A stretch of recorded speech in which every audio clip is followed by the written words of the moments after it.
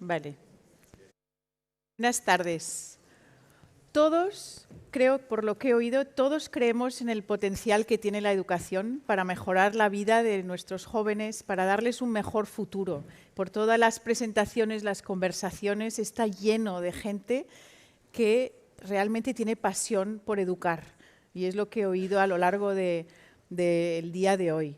Y también lo vemos nosotros desde la UNESCO. Tenemos el objetivo número 4, que es desarrollar una educación de calidad para todos los jóvenes del mundo. Yo vengo del Instituto Internacional de Planificación Educativa y es nuestro trabajo ahí. Y lo que quiero hablar hoy es sobre el cambio, que lo habéis estado hablando, sobre el cambio, por qué el cambio educativo, qué pasa con el cambio educativo y el liderazgo que estáis ejerciendo y qué tipo de liderazgo hay que ejercer en tiempos de incertidumbre. Vamos a ver, ¿por qué los cambios de educación? Yo creo que todos lo sabéis. Estamos en un momento de cambio y de incertidumbre enorme. Tenemos, por una parte, la globalización, tenemos desigualdades, tenemos problemas, situaciones de salud, en la cual la salud está influyendo muchísimo sobre la educación. Y lo hemos vivido en el COVID, pero lo vivimos también en cuanto a el malestar que se encuentra de nuestros alumnos, en muchos, en atender a la diversidad. Tenemos situaciones de cambio tecnológico enorme en nuestras sociedades y esto se refleja en la educación también. También el medio ambiente. En los países donde ahora desde la UNESCO yo estoy trabajando, os voy a dar un ejemplo. Con las lluvias, los monzones, los niños no pueden ir al colegio y cuando van, está tan húmedo. Una chica que trabajaba conmigo me contaba que cuando van al colegio no pueden ir porque les pican las serpientes por el camino, en Sudán del Sur. O sea, situaciones, claro, no nos lo imaginamos, pero el medio ambiente tiene muchísimo impacto y, por ejemplo, la sequía, el calor, el frío en las escuelas, tenéis que parar la calefacción, subir el aire acondicionado. Todo esto son temas de contexto que influyen muchísimo en la educación y que creo que todos vosotros, supongo que en vuestras escuelas lo tenéis que atender y tratar de alguna manera. Cómo este contexto llega a la escuela y vosotros tenéis que educar, pero reflejando, moderando este contexto que influye tanto sobre todas vuestras acciones. Y este cambio no solo se ve a nivel de escuela. Aquí os enseño una gráfica que enseña el número de reformas que se han llevado a cabo en los últimos 60 años. Hay más de 10.000 reformas en 189 países, según una base de datos, que son muchas reformas. Y las reformas tienen buenas intenciones, buscan la mejora, igual que vosotros, buscan la mejora, buscan intentar que haya mejores resultados. Y en el pic, en el momento más alto, ha habido más de 350 reformas en tantos países. Es una media enorme. Y estas reformas las podemos ver en números en distintos países. El país que más ha reformado es Reino Unido, con más de 240 reformas en 60 años. Son muchas reformas. Y esto es lo que estábamos hablando en el panel anterior y vosotros, como directores, tenéis que responder de alguna manera a todos estos cambios externos y de reformas que vienen. Y claro, estos cambios influyen en las reformas, pero también influyen en el modo de hacer cambio, en los procesos de cambio. Entonces, en el pasado, el cambio era un proceso mucho más lineal, se diseñaba, era mucho más directo. El ministerio decía y el resto del sistema educativo más o menos acataba, ¿no? Era el modelo imperante en el siglo XX, pero a finales del siglo XX estos procesos de cambio han empezado a cambiar también porque reflejan el contexto. Estamos en un nuevo mundo de cambio, de incertidumbre, y se ha convertido en algo muchísimo más complejo, en el cual hay gente, procesos, personas, política, y el contexto influye mucho. Y estos procesos, claro, son muchísimo más complejos. Por una parte, porque hay muchas más personas involucradas. Todo el mundo sabe de educación, todo el mundo opina sobre educación, todo el mundo fuera de los políticos, de los directores, de los docentes, todo el mundo cree que sabe cómo se ha de hacer un cambio. Influyen mucho. A la vez hay mucha más información, mucha más evidencia, muchos más datos para saber cómo está funcionando el sistema educativo. Eso es positivo porque nos permite atender mejor a nuestros alumnos y a nuestros centros. Pero por otro lado también la educación se ha politizado mucho y eso también hace la educación muchísimo más compleja, mucho más compleja que antes. Todo esto hace que haga falta repensar los procesos de cambio y de mejora educativa, y eso influye mucho en el liderazgo. Entonces hay una manera de verlo que es no solo pensar en el diseño de una reforma, de un cambio, sino que se tiene que pensar 3 ejes a la vez. Primero, el diseño y la planificación. Segundo, cómo involucrar a las personas más importantes, que son los docentes, los directores y el resto de las personas que trabajan en el sistema educativo. Y luego, cómo alinear las reformas al contexto. Eso hace falta pensarlo. No se puede pensar un cambio, una mejora, liderar una mejora en un papel. Tiene que tener en cuenta estos 3 factores a la vez. Y lo más importante que es que en estos procesos complejos hay mucha más gente participando. Los alumnos tienen mucha más voz ahora y se les está dando mucha más voz porque es muy útil lo que dicen. Ellos saben lo bien que se está educando, si un profe es bueno, si es malo, si el director o la directora lo hacen bien, lo saben los más con edades un poquito más mayores, pero también los docentes participan, los directores, las directoras. En el nivel intermedio, con la descentralización, hay mucha más gente participando en los procesos. Y luego hay el ministerio, los gobiernos regionales. En los países donde ahora trabajo en la UNESCO también hay todas las ONGs y una serie del Banco Mundial, de grandes instituciones internacionales que también participan y definen y claro, es muchísima gente para coordinar, es muy complejo. Y esto hace que estos procesos sean muy complejos, pero también dan un empoderamiento a la gente que participa. Y eso es uno de los temas más importantes y que lo he oído en las sesiones que llevo desde esta mañana. Confianza, participación, autonomía. Cada vez más hace falta que los actores que estáis participando en la educación tengáis una voz en lo que está pasando en vuestras escuelas y en cómo diseñarlo mucho más que antes. Y en este proceso pues vemos que aquí vemos esto, son padres, alumnos, docentes, directores, distritos, región, ONGs, ministerios, y todo esto hace falta pensarlo coherentemente, una visión global de cómo hacer un cambio. Y eso hace falta entonces ver el diseño y la planificación, cómo diseñar, cómo dar una visión, por qué hay que hacer un cambio y diseñar esta visión claramente. Hacer una planificación de las actuaciones con un buen análisis del por qué y de cómo se va a hacer este cambio y definir las actuaciones basadas en evidencia de lo que se va a hacer, analizar el contexto externo y entonces ahí es donde el liderazgo escolar tiene que moderar entre lo que pasa afuera, las otras reformas, las familias, el contexto y entender cómo moderar este proceso. Y luego diseñar procesos claros de participación. Y si una de las lecciones que hemos visto con el COVID es que la incertidumbre se queda, no se va. Vamos a vivir, vamos a seguir viviendo, no vamos nunca a volver atrás, vamos a seguir en un futuro de incertidumbre, de cambio, y tenemos que aprender a gestionar este cambio. Y eso es importantísimo. Entonces, uno de los factores que creo que ha ayudado mucho y que hemos visto que ha ayudado mucho en momentos de COVID es generar procesos institucionales de consulta, de involucración de las personas para que se pueda tomar decisiones rápidamente en momentos de incertidumbre, en los cuales se generen procesos de confianza entre unos y otros para poder decidir. Y eso, pues, no sé, vosotros, cuando había que cambiar, abrimos la escuela, la cerramos, quién entra, quién sale, qué clases damos, tener procesos cada semana que la gente se fíe, que tenga confianza que lo que se va a decidir, que se va a tomar como decisión, se va a llevar a cabo y se va a consultar. Y este proceso, si se genera este proceso en momentos donde no hay incertidumbre, cuando haya crisis será más fácil tomar medidas necesarias.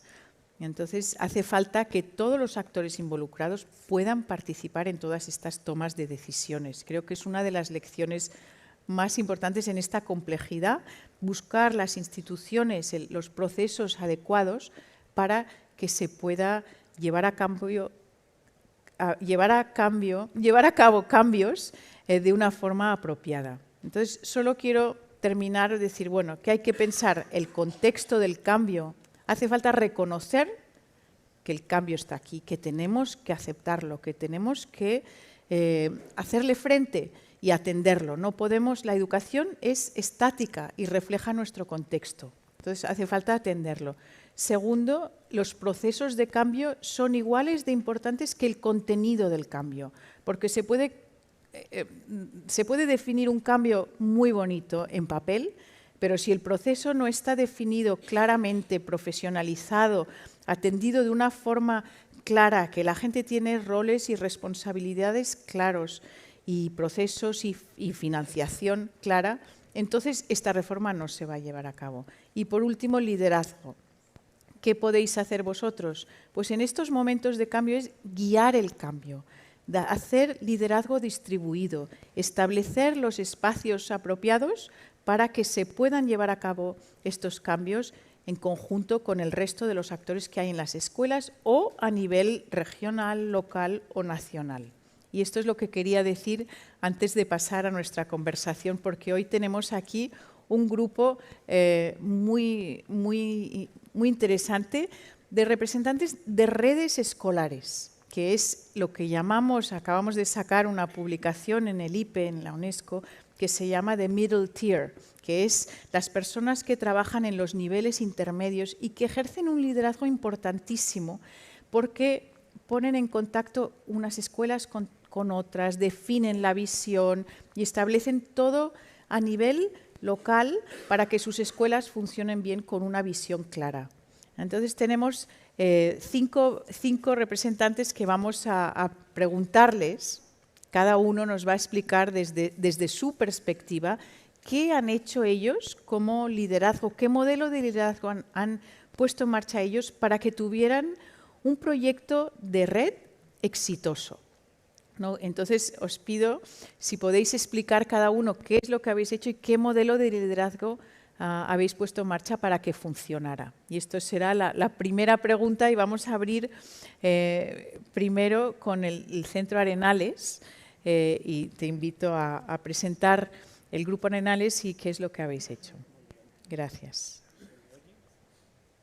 Creo que nos van a poner en marcha. Sí, bueno, a mí me impone un poco hablar ante un público tan distinguido, con compañeros tan expertos y con tanta experiencia. Yo pensaba al hablar de liderazgo que uno tiende a pensar que el liderazgo es una cosa como muy exótica, de personas con una personalidad magnética que lideran a grandes equipos. Yo creo que por lo menos nosotros empezamos de una forma modesta, como creo que tienen que empezar las cosas. Nosotros somos un grupo de personas que llevamos toda la vida en la educación y eso supone una enorme ventaja porque casi todos los errores ya los hemos cometido alguna vez, casi todos los errores posibles. Yo creo que uno de las grandes, de los grandes conocimientos que es más importante tener es saber dónde están los principales errores que hacen fracasar los proyectos. Yo, además de llevar toda la vida dirigiendo colegios, pues también he tenido la oportunidad de viajar mucho asesorando a redes educativas en casi 40 países. Y una de las conclusiones que he sacado siempre después de los viajes es que los errores que se cometen son básicamente los mismos en todo el planeta. Gente que no se conoce, que nunca han hablado entre ellos, pero coinciden y convergen exactamente los mismos errores. Y claro, por eso yo pienso que cometer un error nuevo, o sea, ser original en los errores es extremadamente difícil. Y por eso también me parece que lo más importante para ejercer un buen liderazgo es tener capacidad de escucha y saber dónde la gente se ha encontrado los problemas y aprender de ellos. porque me gusta lo que lo has dicho antes. Creo que para liderar las organizaciones son muy importantes los procesos de escucha, porque la gente tiende a pensar que la comunicación es hablar mucho y la gente, todos tendemos a hablar mucho y a escuchar poco.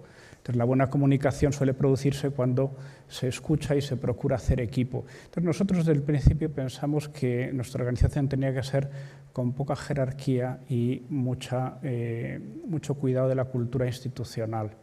O sea, yo siempre he pensado que lo importante en una organización es que gobierne la cultura, no que gobernemos los jefes, porque lo importante es qué hace la gente cuando no están sus jefes, cuando no les vigilan, cuando no les ponen estímulos o bonus o controles o evaluaciones, y qué visión tienen de la organización, porque yo creo que eso es lo más importante.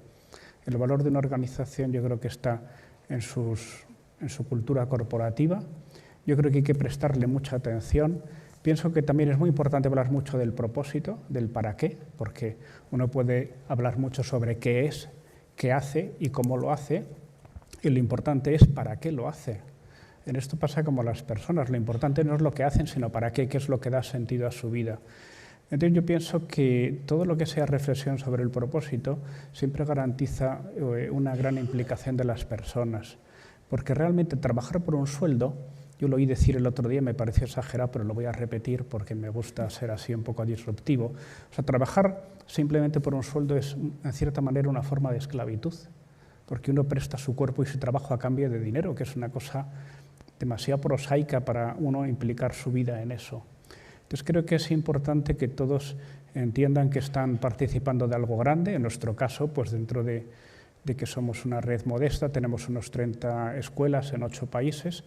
Son escuelas de origen muy diverso, porque la mayoría de ellas son escuelas de identidad cristiana que las instituciones que las pusieron en marcha a lo largo de mucho tiempo pues han necesitado un relevo generacional y han acudido a nosotros. Y desde el principio pensamos que era muy importante respetar la diversidad de escuelas, las tradiciones, su arraigo, su forma de ser, sus equipos. Y por eso pusimos mucho empeño en unificar, no querer diluir su personalidad en una red, sino respetarlas mucho. Y hemos establecido una serie de procedimientos, no tanto contenidos, sino procedimientos de trabajo y de gobierno, en aquellos aspectos que pensábamos que se les puede realmente añadir valor. Porque lo importante en una red es que una escuela que se incorpora a la red, esa red le añada valor, no la burocratice, la ralentice o digamos, le haga perder su identidad.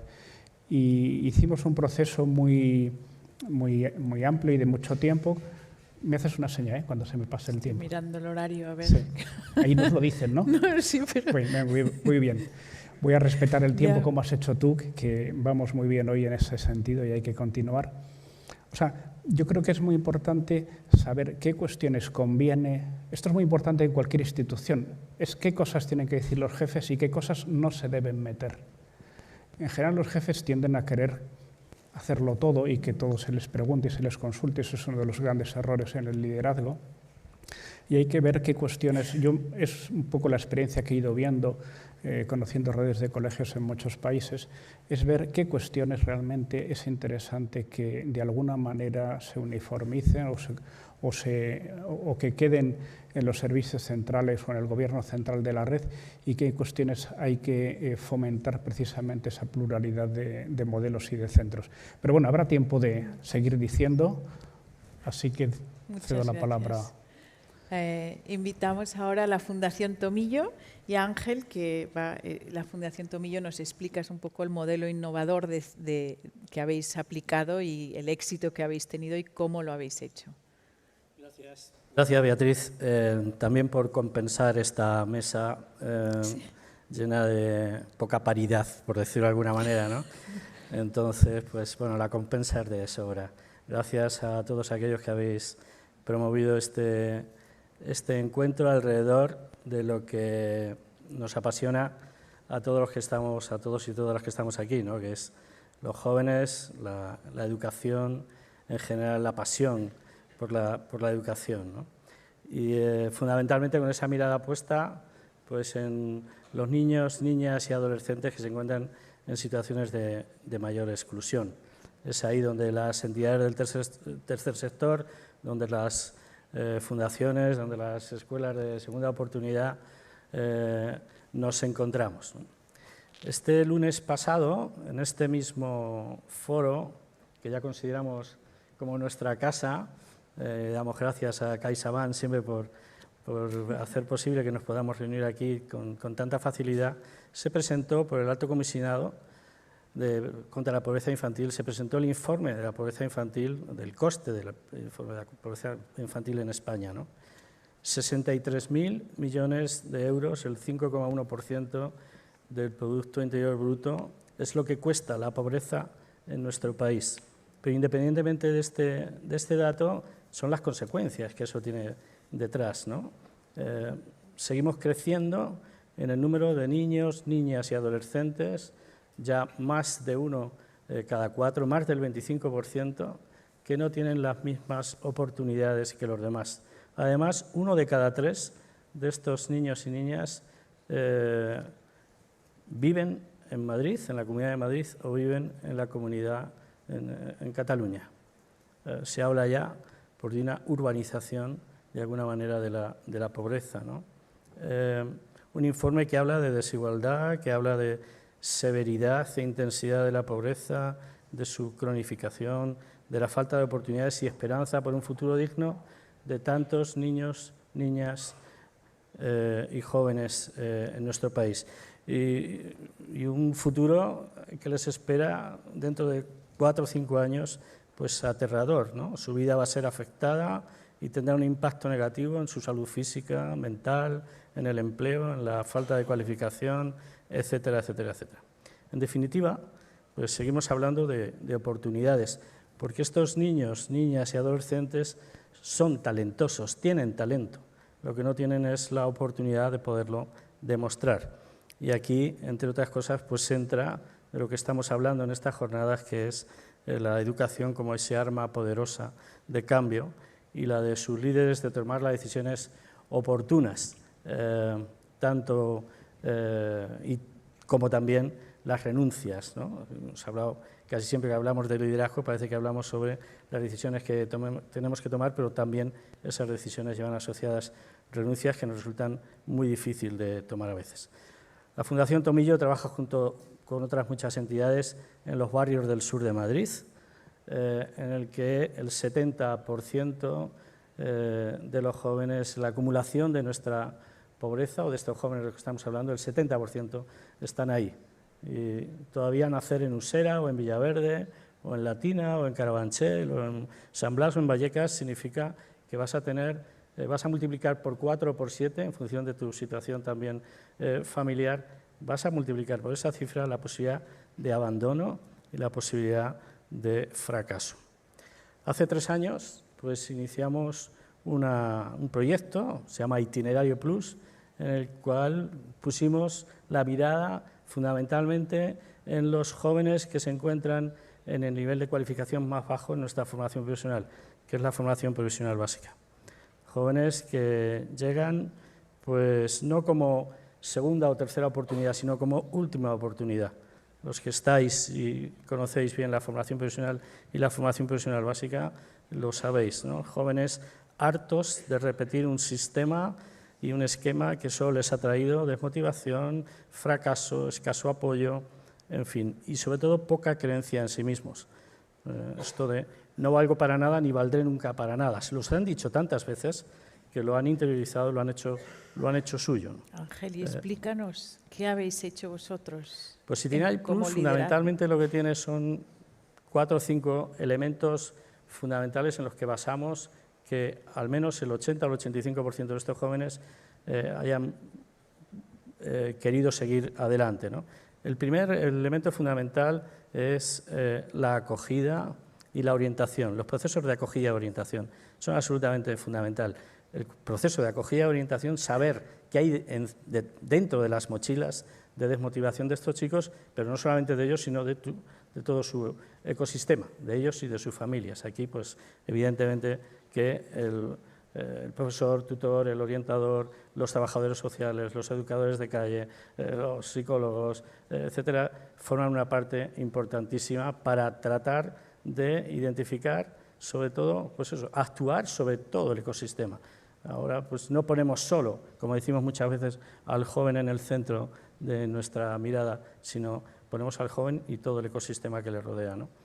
De alguna manera se trata de convertir una educación, un proceso de educación reglada, como le llamamos, en un proceso de intervención socioeducativa integral e integradora. Y aquí, de alguna manera, es unir lo que es la educación formal que conocemos, que conocéis, en la que estáis, con la educación no formal.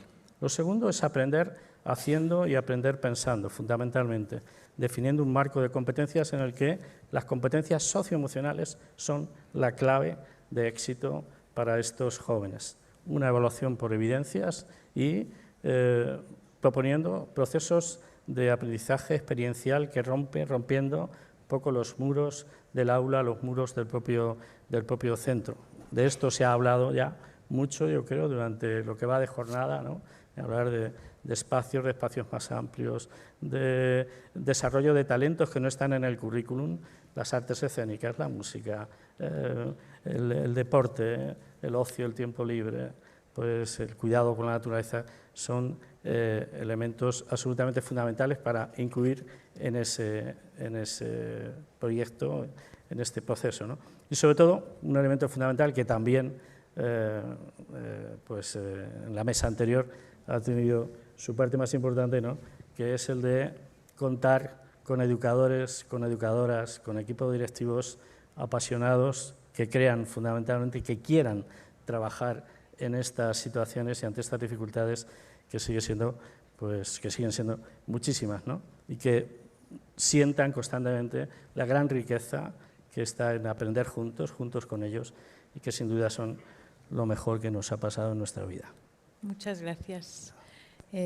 Ahora pasamos a Miguel, de Empieza por Educar. Si nos puedes explicar vuestro modelo para... Claro que sí. Pues muchas gracias, Beatriz. Agradecer a Miguel Ángel, Mercedes, la invitación a este evento.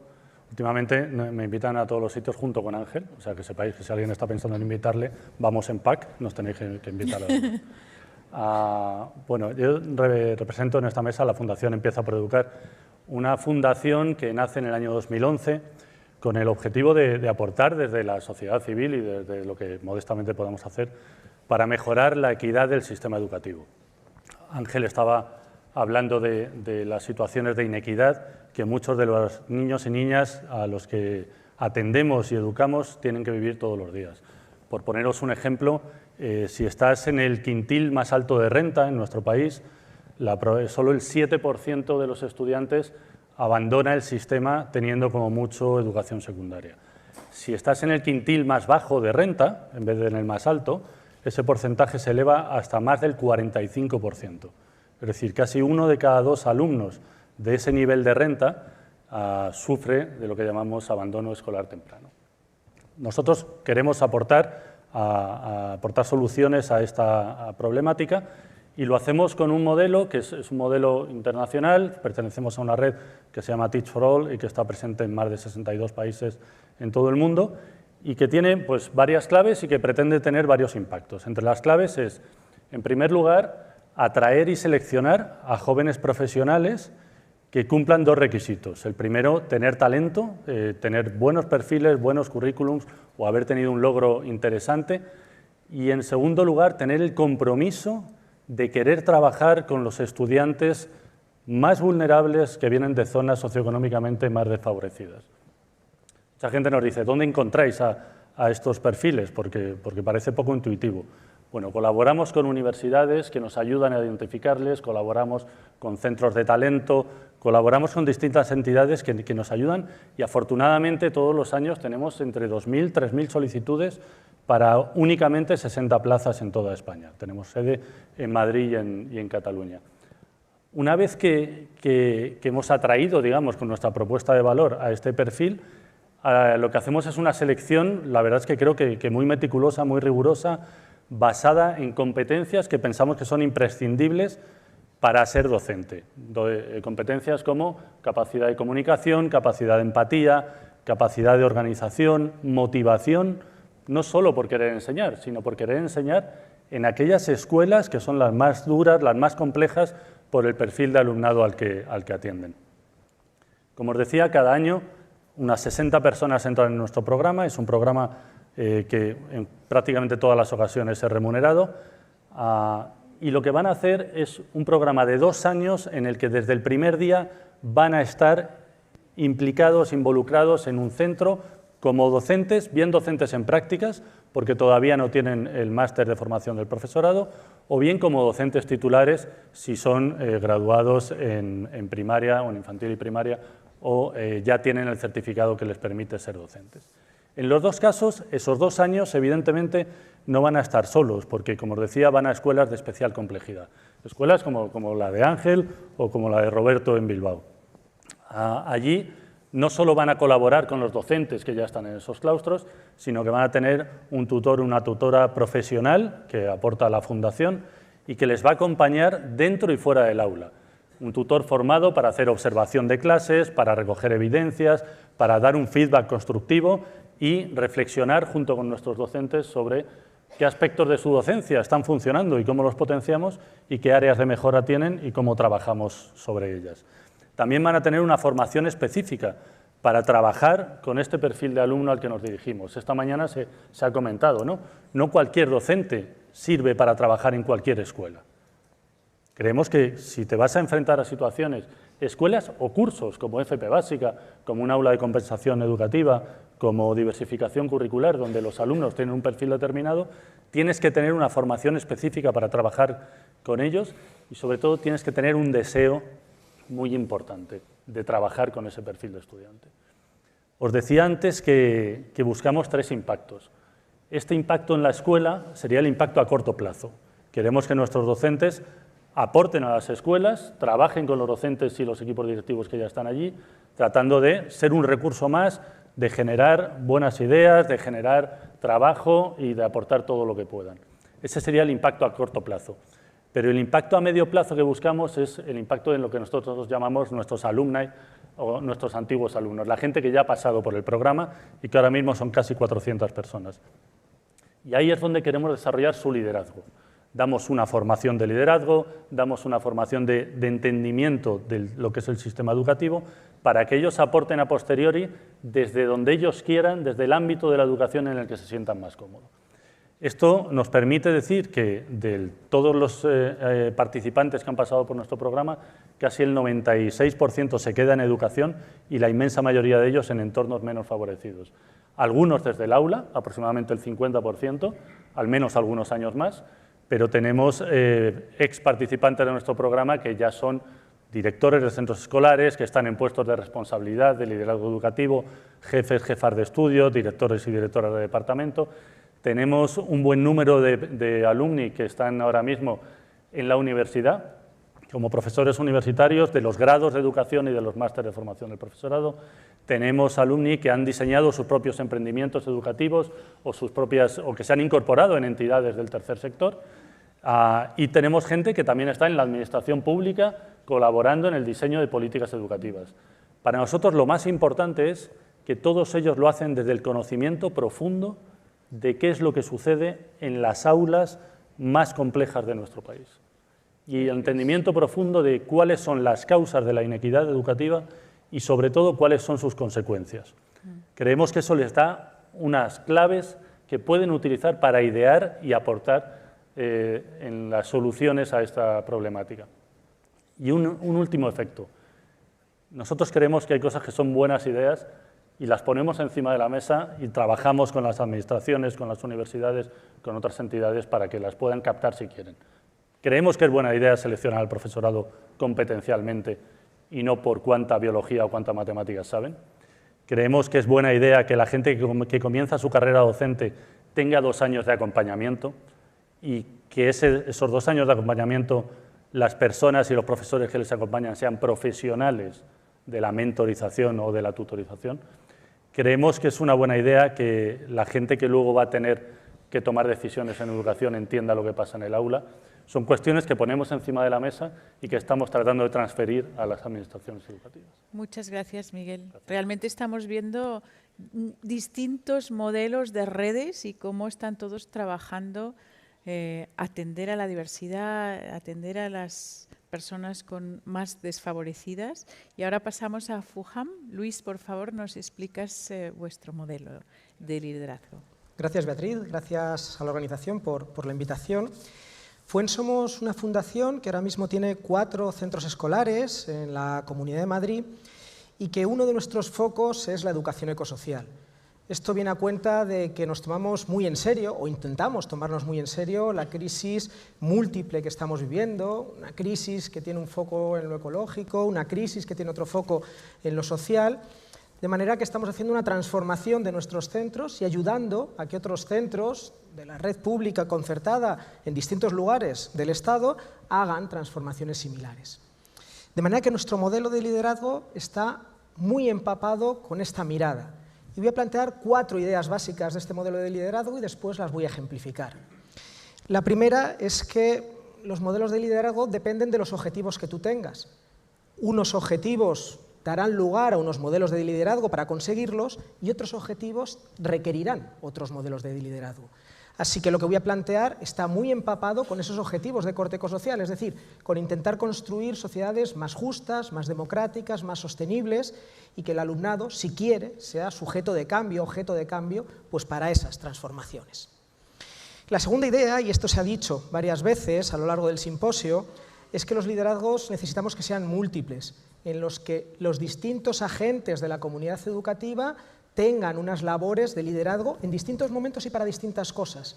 Hacen falta muchas cosas, nadie tiene todas las habilidades y además esas muchas cosas tienen que ser en distintos lugares, así que necesitamos esos liderazgos múltiples. La tercera idea, y que tiene mucho que ver con esta mirada ecosocial, es que los liderazgos tienen que ser democráticos. Liderazgos en los cuales partamos de las necesidades, de los sentires del conjunto de la comunidad educativa y que lo que hagamos es intentar darles cuerpo, ponerlas en marcha, pues hacer ese mandar obedeciendo, ¿no?, que podríamos tener. Y la cuarta y última característica sería que los liderazgos necesariamente tienen que ser rotatorios. Antes, en la mesa anterior, hablábamos pues, del desgaste muchas veces de las labores directivas. Todo el mundo nos desgastamos y hay momentos en los que necesitamos dar un paso atrás, así que pensémoslo desde el inicio. Es más, desde una perspectiva democrática, está muy bien que los liderazgos sean desde el principio rotatorios en algo en lo que, bueno, pues pasaré una temporada y luego dejaré de pasarlo. Bueno, ¿y por qué estas 4 características que planteaba? Bueno, cuando nos pensamos en qué tipo de transformaciones tienen que llevar a cabo nuestros centros escolares, cualquier centro escolar que quiera hacer una transformación ecosocial, pensamos en múltiples ámbitos. Un primer ámbito es todo lo que ocurre en el entorno físico donde se produce el proceso educativo, porque los entornos también educan. Y por poner un ejemplo, no es lo mismo tener un patio para que los chicos, y me refiero a los niños de género masculino, jueguen al fútbol y ocupen el conjunto del espacio, a tener un patio pues, diverso en el cual se pueden hacer distintas cosas y lo podemos ocupar de distintas maneras por las distintas personas que estamos pues, dentro del centro educativo. Estas transformaciones del patio no pueden hacerse de espaldas a las necesidades y a los liderazgos del propio alumnado. Así que, bueno, aquí nos aparece esa parte del liderazgo democrático y esa parte de liderazgos múltiples en las cuales los ejemplos buenos de transformaciones de patios han contado con una participación directa y con un liderazgo directo del propio alumnado, por más que también han participado otros miembros de la comunidad educativa. Transformamos los entornos, pero necesitamos también transformar cosas que suceden en los ámbitos extraescolares, en esos tiempos que no están dentro de los horarios lectivos. Uno de esos tiempos es el comedor. El comedor es un elemento, sobre todo en infantil y primaria, de tremenda importancia en un centro educativo. Y parece que le damos la espalda y que ahí no suceden cosas que tienen que ver con lo educativo, cuando no es así. Hacer una transformación del comedor desde la perspectiva ecosocial es transformar esos comedores en comedores ecológicos, en comedores justos, en comedores saludables. Y esa transformación no la podemos hacer sin contar con las personas que trabajan ahí dentro del comedor, con quienes hacen la comida, con quienes sirven la comida, con quienes están en los patios cuidando de las chicas y de los chicos. Y esto requiere nuevamente un liderazgo en el cual estas personas digan cómo tienen que ser esos cambios y de alguna manera participen de esos cambios, porque si no va a ser un fracaso seguro. Así que nuevamente ejemplificamos aquí, bueno, pues ese tipo de transformaciones. Un tercer nivel de cambios que necesitamos hacer dentro de nuestros centros tiene que ver con cómo gestionamos el propio centro. Bueno, pues claramente con cómo tomamos las decisiones, y las decisiones no solamente se toman en el equipo directivo, no solamente se toman en los consejos escolares, sino que se toman en muchos otros ámbitos. ¿Tenemos o no tenemos una representación de las familias en cada una de las aulas? ¿Tenemos o no tenemos participación de nuestro alumnado pues en distintas tomas de decisiones? ¿Ponemos a las familias dentro de los espacios educativos, por ejemplo, mediante dispositivos como los grupos interactivos o no?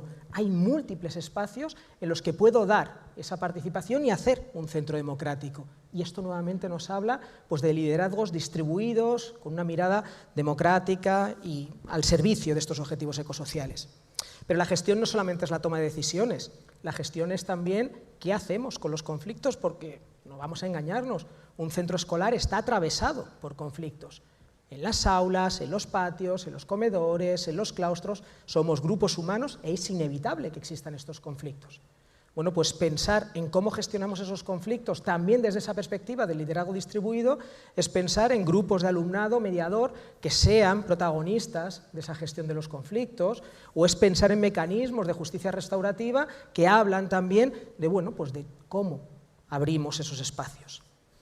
Así que cambiamos los entornos, cambiamos los tiempos extraescolares, cambiamos los modos de gestión, pero sobre todo, tenemos que cambiar lo que ocurre dentro del aula.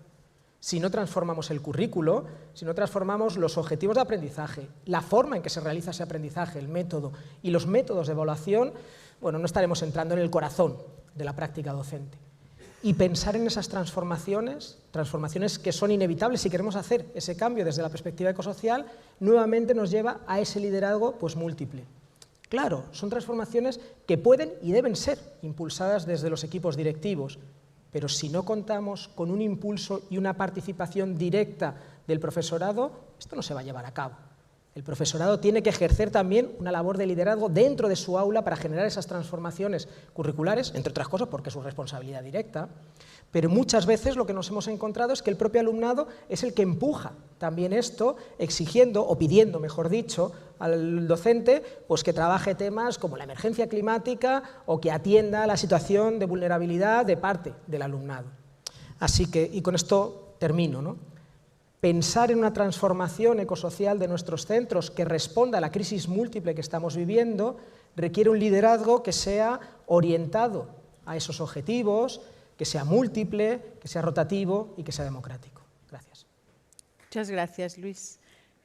Has presentado un modelo de liderazgo muy interesante, muy proactivo, y yo creo que también se refleja un poco componentes de vuestros modelos de escuchar y dejar a cada uno que ejerza el liderazgo a su nivel, ¿no? Que creo que es el liderazgo que tiene que escuchar y que tiene que dar paso a los demás para que ejerzan cada uno liderazgos en el aula, en la escuela, en la red y en el entorno extraescolar también. Ahora ya pasamos a Roberto, por favor, que representa escuelas de segunda oportunidad.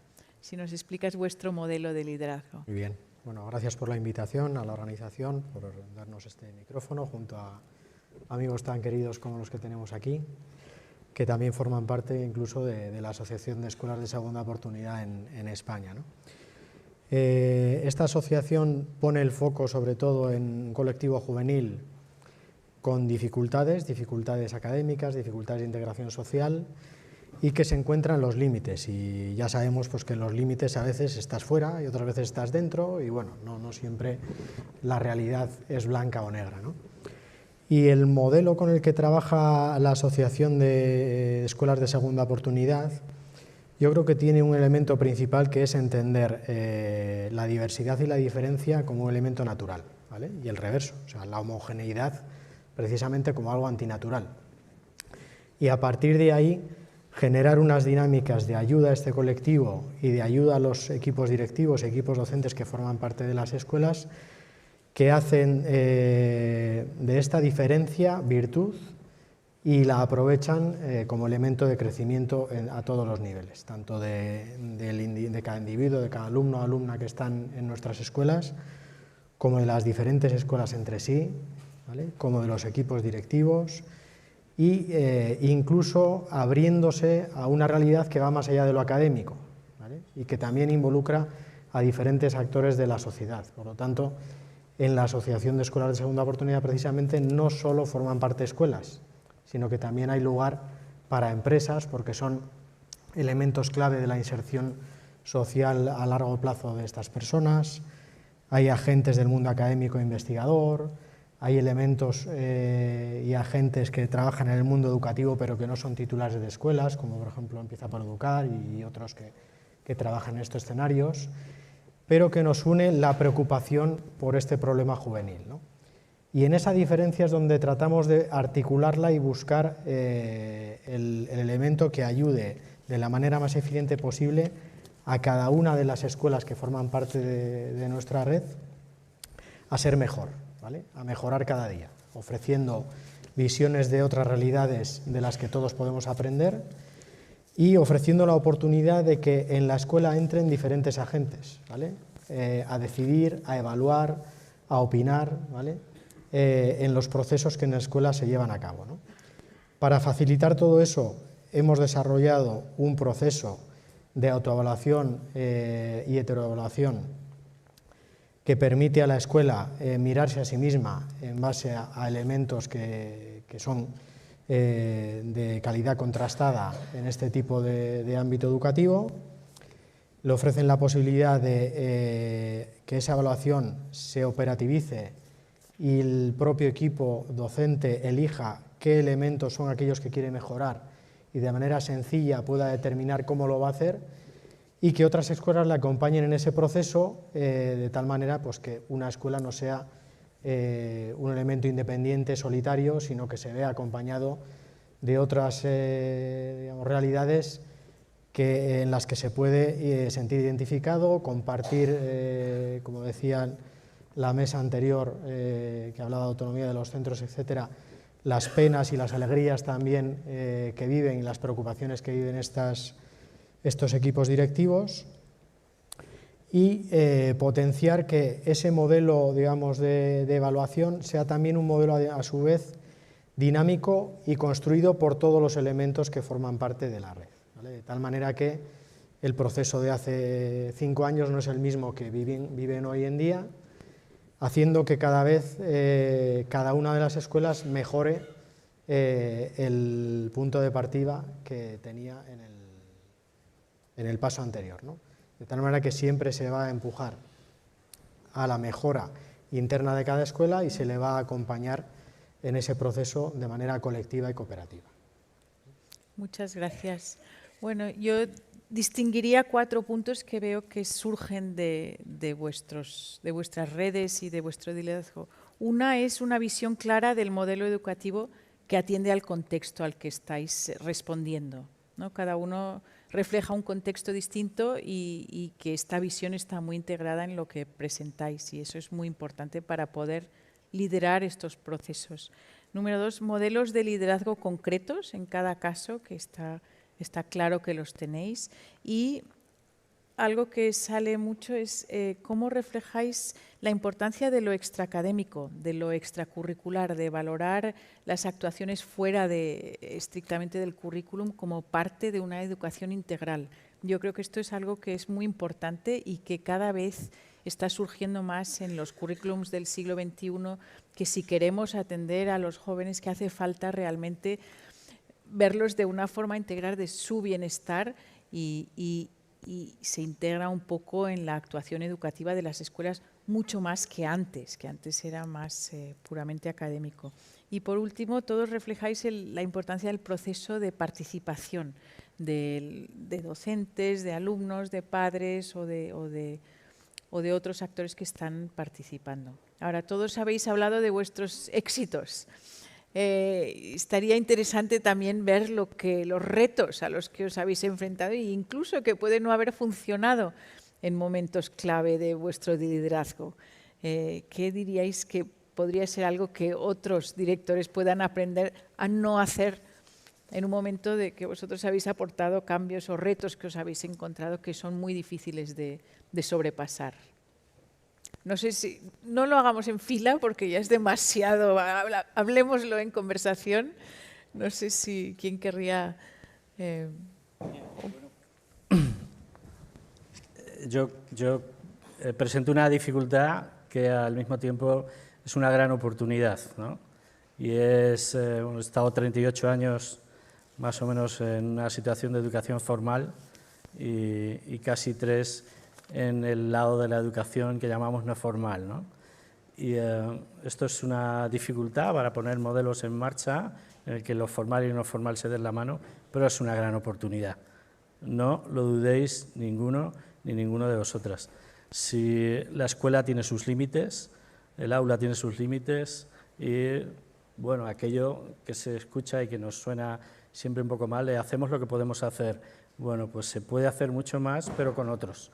Quiere decir que en un modelo de escuela formal, en el que habitualmente os encontráis, se puede abrir la escuela y se puede abrir la escuela a tejer red con otros y se puede abrir la escuela a incorporar, a Empieza por Educar y esos procesos de codocencia al que se tiene siempre una resistencia grande. Se puede abrir la escuela a las entidades sociales, que si seguro hacéis un mapeo en vuestro entorno, encontraréis muchísima gente que ya hace os puede ayudar a hacer esa labor de intervención integral con familias que la escuela no llega. Por lo tanto, pues mi gran reto, y mi gran reto que creo que es posible, es salir de la escuela, salir del aula y trabajar con otros y con otras. Yo me gustaría aportar alguna idea sobre 2 retos que nosotros vivimos en el día a día. El primero es que, evidentemente, nuestros participantes tienen una edad media de alrededor de 26, 27 años y para ellos llegar a una escuela y que tu primera experiencia docente sea con un cierto perfil de estudiante es un reto mayúsculo, al que tratamos de acompañarles, pero es un reto brutal. Y ese reto es doble por un problema que para mí es crucial, que es las expectativas. Con los estudiantes con los que nosotros trabajamos, las expectativas que todo el sistema y la comunidad educativa en general tiene sobre ellos son bajísimas. Muchas veces el centro espera poco de ellos, sus compañeros esperan poco de ellos, a veces incluso sus familias tampoco tienen unas expectativas muy altas y creo que hay que luchar contra esto porque es injusto. Esta mañana he escuchado algo que me ha removido, lo he escuchado aquí en este escenario y no puedo resistirme a comentarlo. Alguien ha dicho, bueno, a lo mejor no tienen que ir a la universidad. Claro, a lo mejor no tienen que ir a la universidad, pero yo lo que creo que es justo es querer para nuestros estudiantes lo mismo que queremos para nuestros hijos. Y yo también quiero para mis hijos una educación holística. Quiero que tengan competencias, quiero que sean empáticos, quiero que sean autónomos, quiero que tengan confianza en sí mismos, por supuesto. Quiero que sean lo que ellos quieran ser y que su decisión sea informada y que si eso implica tener estudios superiores, los tengan o puedan acceder a ellos. Y creo que es posible. Yo ya hemos visto aquí un montón de casos. Hemos visto los colegios de Carmen, el colegio donde trabaja Ana Hernández. Conozco los datos que tiene Tomillo, que suma 50 puntos porcentuales a la media de continuidad de estudios en FP básica en cuanto a la media del sistema. Es decir, se pueden hacer cosas increíbles, pero para eso hay que mirar a nuestros estudiantes a los ojos y querer para ellos lo mismo que querríamos para nuestros hijos. ¿Y cómo habéis hecho para cambiar la perspectiva del entorno hacia vuestros Tratamos de formar profesionales que tengan esa mirada desde el minuto 1. Es decir, que desde el minuto 1, desde el momento en el que les seleccionamos incluso, trabajamos con ellos sobre, oye, ¿tú qué esperas de tus estudiantes? Porque creemos que si alguien va por detrás, debido a su contexto socioeconómico, para estar al nivel de sus pares, no tiene que trabajar menos, tiene que trabajar más. Yo diría también que, mi impresión es que la enseñanza es una profesión que tiene mucho desgaste, porque cada día en la escuela pues, es un trabajo que realmente es muy difícil y que se encuentra con muchas dificultades y por eso uno de los grandes problemas de la enseñanza es la rutina. Luego también creo que es como muy importante ver la forma de los centros de atraer el mejor talento para la enseñanza y de motivarlo para que comprendan que lo que están haciendo es algo muy grande. También creo que otro elemento que es una dificultad importante porque hay que lograr es la colaboración, formar un mismo equipo con la familia, porque yo tengo la impresión de que en la enseñanza se está generando un fondo como un ambiente de pesimismo, de pensar que es muy difícil, de de pensar que la familia colabora muy poco, que la familia se convierte en un elemento muy reivindicativo y a veces un poco hostil, y hay que conseguir dar la vuelta a esto y conseguir que familia y colegio pues colaboren para sacar adelante a la gente. Y a mí me parece que ahí está lo principal, porque yo por lo menos cuando hablo de innovación siempre me parece que la principal innovación es aprender a tratar a cada uno como necesita en cada momento. No es una cuestión de tecnología ni de grandes métodos, aunque son siempre bienvenidos, sino de aprender a tener una mirada que consiga no dejar a nadie atrás y saber qué necesita cada uno. Yo también he estado muchísimos años en distritos muy desfavorecidos y me parece que cuando se logra esa conexión con lo que necesita cada persona y con lo que cada familia está viviendo, se producen unos crecimientos en el desarrollo de las personas espectaculares, porque la gente que tiene origen humilde no es menos lista que los demás, ni tiene menos esperanza ni menos ilusión, a veces es al revés. Muchas gracias. Nos queda un minuto y os voy a pedir cuál sería una palabra que pueda definir vuestro modelo de liderazgo que ha hecho que tengáis éxito. Una palabra. Nos queda un minuto. Una palabra, pero la explico. Bueno, venga. Vale, la palabra yo creo que podría ser solucionista o solucionismo, ¿vale? O sea, no fijarte tanto en las dificultades, en el pesimismo, en los problemas que te puedes encontrar, sino alzar un poco la mirada y buscar una solución a los problemas a los que nos enfrentamos. Gracias. Una palabra. Diría que un liderazgo comprometido y buscando apoyos en el resto de la comunidad. Gracias. Yo diría creer que es posible. Creer que es posible. Creer que es posible. Muy bien. Yo hablaría de la cultura de la colaboración, el formar equipo dentro del aula, entre los profesores, con las familias, entre los centros, con toda la sociedad, para suscitar un cambio profundo. Y Ángel. Yo la palabra se la voy a dar a los jóvenes, que creo que es la parte más relevante e importante siempre de todos los foros y que tienen que estar presentes a través de un vídeo muy cortito en el que creo que ellos explican mucho mejor que nosotros de lo que estamos hablando. Muchas gracias. Gracias a ti. Y ahora invitamos a poner el vídeo.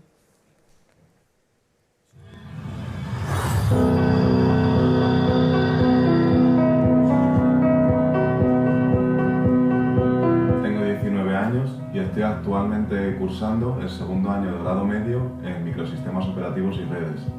Empecé en la FP básica de informática después de rechazarlo y abandonar totalmente en tercero de la ESO. Supuso un gran cambio para mí la metodología que tenían en FP, ya que yo era un negado para estudiar y al hacerlo más práctico, en algo que me interesaba realmente como era la informática, se me hizo todo mucho más ameno y más fácil. Cuando llegué a la FP básica supuso un cambio muy grande y me encantó porque cuando llegamos trabajamos por proyectos, además de que las asignaturas no eran asignaturas como tal, sino que las incluíamos en las prácticas y en los proyectos. Para mí el gran cambio fue el método de estudio. Pasar de tareas teóricas a trabajos y proyectos prácticos fue una de las mejores maneras para aprender y así divertirme.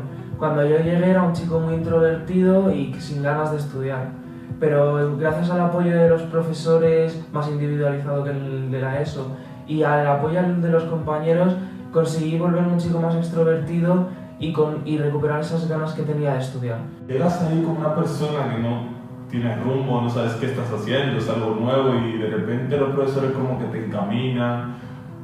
Eso fue lo mejor que tuvimos. Eran muchos chavales con muchos problemas porque todos decían no vas a lograr porque mira, eso ha terminado y es como demostrar a la gente que si avanzas eso es demasiado. Ver los profesores que confiaban en mí, ver que yo mismo al estar en algo que me gustaba podía hacerlo e incluso dominarlo. Supuso un gran cambio en cuanto a mi confianza, en cuanto a empoderamiento. Ahora lo que quiero hacer lo hago. Ahora me siento capaz, tengo los recursos y las herramientas personales y profesionales para llegar a ser lo que siempre quise ser.